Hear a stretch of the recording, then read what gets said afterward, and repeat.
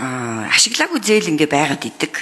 Энэ их урт хугацаанд авсан зээл юм лээ. Энийг одоо тэг яамар ч юм бэ одоо тий. Уг нь ингээд мега төслөд хэрэгжүүлмээр байдаг. Харамсалтай нь мега хулгай болчиход идэг. Тэг одоо ингээд хэрэгжүүлэх хэцүү, хэрэгжүүлэхгүй байх хэцүү, ашиглах хэцүү, ашиглахгүй байх хэцүү. Нэг ийм л байдалтай байгаад байна тий.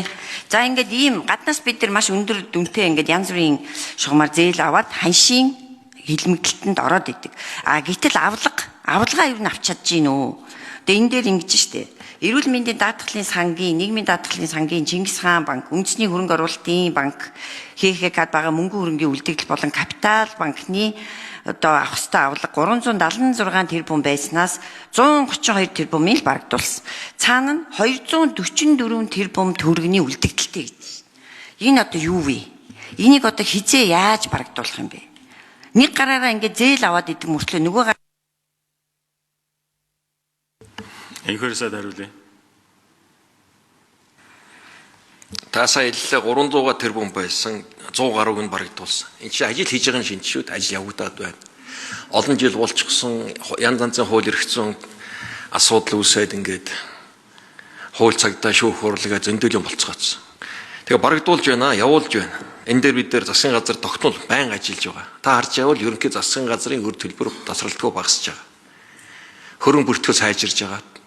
Хөгжлийн бодлого чамбаарж байна. Бид хөгжлийн бодлого төлөлтөд хуультай болчлоо. Тэрийгээ дагаа 5 жилийн төлөвөө баталсан.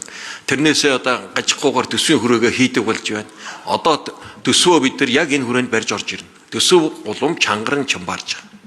Хэрэгжитийг одоо шахах дээр манай төсвийн хяналт тэндэд хороо.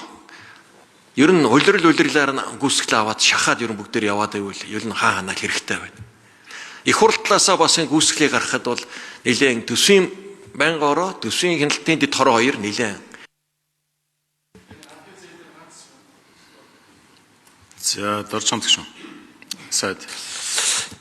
За энэ гадны их усрыг ашиглах дээр бид нар нэг ойлголттой нэг болгомоор байгаа. Тэр нь юу вэ гэхээр Монгол улс бол өрийн удирдлагыг хамгийн сайн хийж байгаа 200 улсын эхний 3-т орж байгаа улс. Тэгээд цэвэр дүнгээрээ болохоор дотоодын нэвтрүүлэгтгүүнд орж байгаа эзэлж байгаа үрийн үзүүлэлт бол 40%-өөс доош буцсан шүү. Энэ нэг талаасаа ингээд сайн юм шиг боловч нөгөө талдаа бид нар бас нэг хөгжлийн санхүүжилтуудаа хийж чадахгүй байгаа шүү. Хөгжлийн санхүүжилтуудаа хийх гэхлээр төсөвдөр нэг орон зай байхгүй, төсвийн нөгөө гадны зээлийн их усрыг орлон зарлагтаар ингээд суулгадаг болсноос болоод хөгжиж байгаа энэ нөгөө дид үтсийн төслүүдийг бид нар санхүүжиж чадахгүй байгаа нь бол энэ популизм. Тэгээд бид нар уг нь бол нэг олон улсын байгууллагуудаас хямдхан их усрээ аваад тэндээс экспертизээ аваад арчилсан улс шүү дээ энэ чинь. Дэлхийн банк, олон улсын валютын сан, Ази хөгжлийн банк энэ төр оруулаад явах ёстой байтал одоо энэ ажлууд нь хийгдэх болоод экспертиз Ганцааргийн тэмүүлэн гүшүүн. Бид нар сайн байгаа шүү. За дорчомт гүшүүн сайд тодруулъя. Гүйцээж хариулъя. Тэгэхээр сайн зүйлээ бид нар аягүй сайн ойлгож явах хэрэгтэй. Ахтай нөгөө талдаа бас бид нар ингээд дид үтсийн асар их ингээд санхүүжилтийг хэрэгцээтэй мөртлөө хажуу талд ингээд 1% хүүтэй 30-40 жилийн хугацаатай их усэр ингээд байгаад байхад тэрийг авч ашиглаж чадахгүй болчихно. Тэрийг чинь дагаад нөгөө олон улсын сайн төсөл явуулдаг экспертизүүд багаараа ингэж ирж ажилдаг. Тэр нөгөө пайплайн байхгүй болохоор ирж ажиллах болчиход. Одоо тэгээ нөгөө олон улсын байгууллагууд маань за Монгол ингээд хитрхи их ингээд юм хачаад хаагаад байгаа бол бид нар одоо үйл ажиллагаа явуулаад яах вэ? Орондоогоо хасаад эхэлж байгаа.